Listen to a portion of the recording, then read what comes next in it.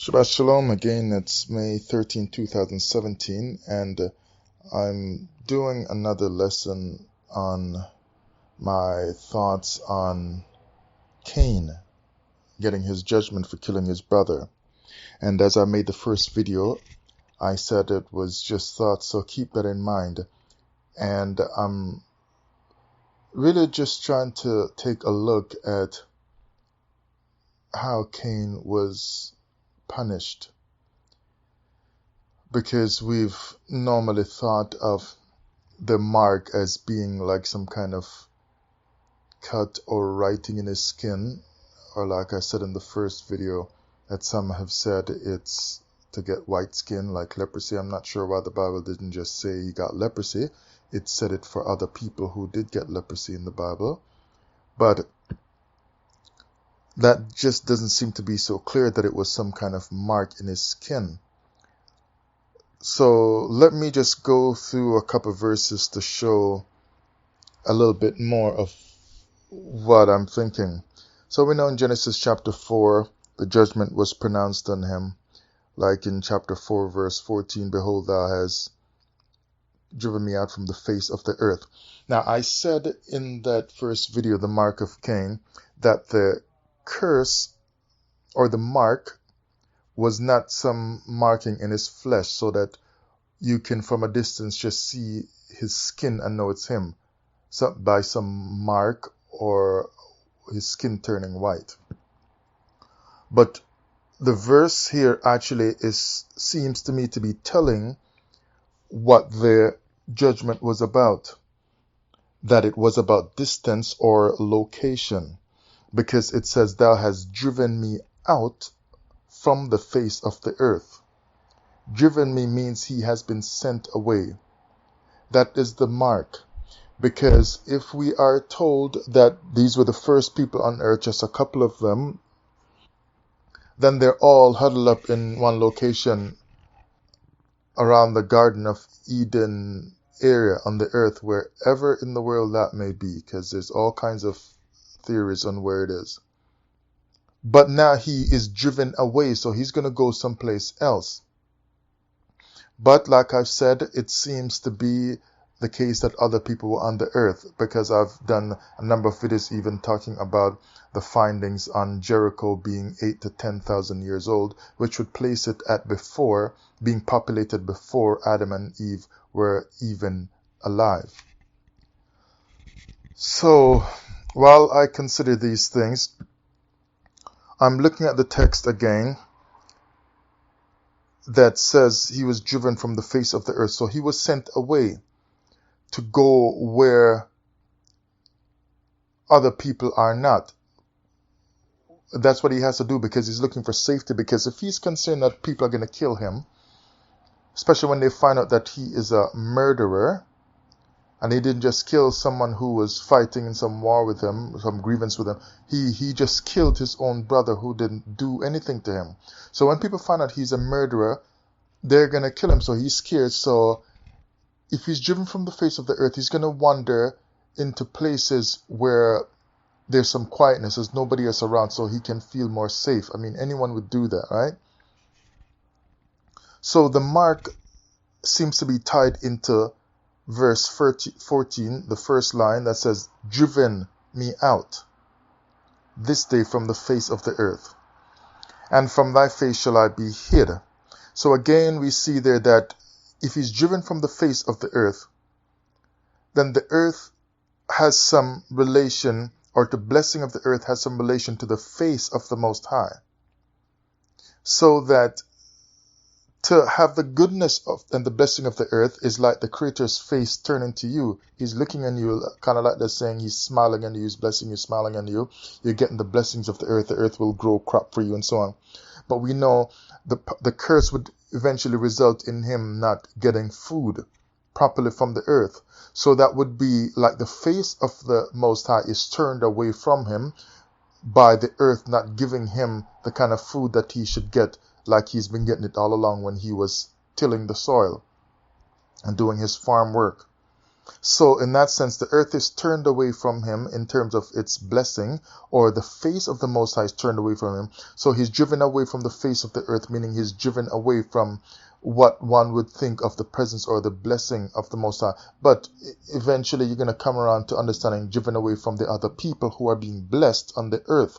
So he can't stay at that same spot of ground where people are being blessed by the earth, because he has to go to a place, wandering into a place where the earth won't bless him anymore, which would mean the Creator won't bless him in that same way anymore.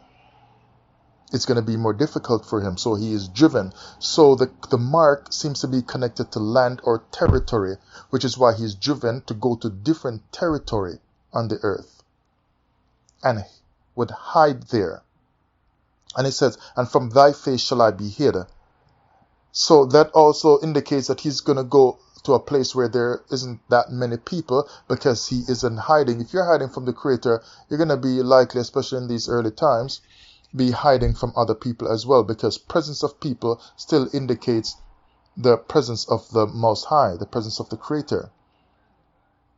It's like you're not in touch with the light of the Most High, which would then be as well man, because the spirit of man is the candle of the Most High. So Cain went out from the presence of the Most High. So he's traveling now, because the mark is about distance and territory. So he's traveling, and dwelt in the land of Nod, from the east of Eden. Verse 17, and Cain knew his wife, and she conceived and bare Enoch, and he builded a city. When you look at city and this verse here, verse 17, it's telling you that he made a guarded city, a guarded place. So that ties into him getting some territory that was different and hiding from people, hiding from the Creator. He doesn't have the protection of the Creator in terms of peace anymore, which is a blessing and a protection in itself. So he has to try to guard himself now, guard himself. So he builds a guarded city like a tower, probably like one of those towers on the ancient city of Jericho that was found, with a tower said to have been built before Adam was even created. So he's guarding himself like that, because this is about fighting now and warfare. He's a murderer. He has to protect himself because people might try to kill him. So when you see people coming to approach now, that mark would say to them, just another, it's just an alternative to you thinking that the mark is just in his skin, like white skin. But in the same way, you could think that the mark is showing something different about his land or his territory. Because if he has to move away from land that's growing well with nice green grass and food can grow easily out of the ground, he's going to a place that possibly is not as fertile, possibly more dry, right? And a little bit looking like it's cursed, like it's not blessing him easily. So from a distance, you see this man guarded in this place, is boxed off. This territory is guarded, built up like some monstrous structure or something like that. That looks like somebody is mean there because they're ready for war, because he's got the tower that he built there. When towers were used for warfare in early times. Then as soon as you're approaching that city that he builded and that land that he's on, right away you know this doesn't look too pleasant. It doesn't look normal like where everybody else is living. So you can tell something right there. This is different. And he's got this tower. Nobody else probably wants this a tower, but he feels he needs to go off and so quickly build a tower, even though he's in a place where nobody else normally is, because he's trying to hide. So he looks guarded, and he's got like this military approach to his building with the tower for warfare.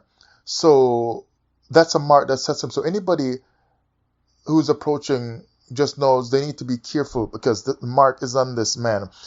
Think that Adam and Eve may not have needed that. Nothing in the text is showing that Adam and Eve would have needed a tower or a guarded city. If you go into the Hebrew, it's telling you it's like he possibly built a guarded city.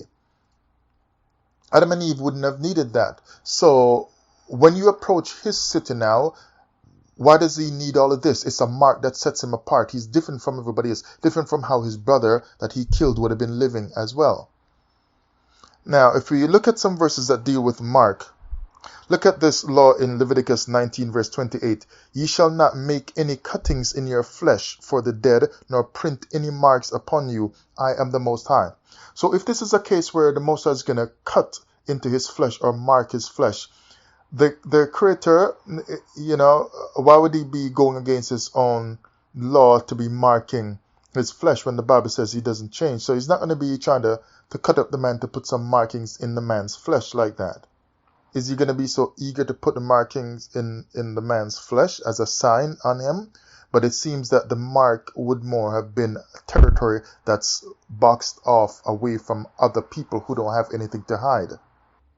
Look at Job chapter 7 verse 20. I have sinned. What shall I do unto thee, O thou preserver of men? Why hast thou set me as a mark against thee, so that I am a burden to myself? So here again, this man is marked, Job, right? But it does not mean, he's expressing something by using the word mark when he says it, but it does not mean that he has a physical mark in his skin that the Creator has given him to put him through all this trouble. But the mark that sets him apart from other people around him, like his friends who were trying to console him and figure out what was going on and teach him all kinds of things and so on about what's going on. This mark seems different. It's just like a position that he's put in. So we see like the word mark can be used other than just simply a mark in someone's flesh or even for leprosy.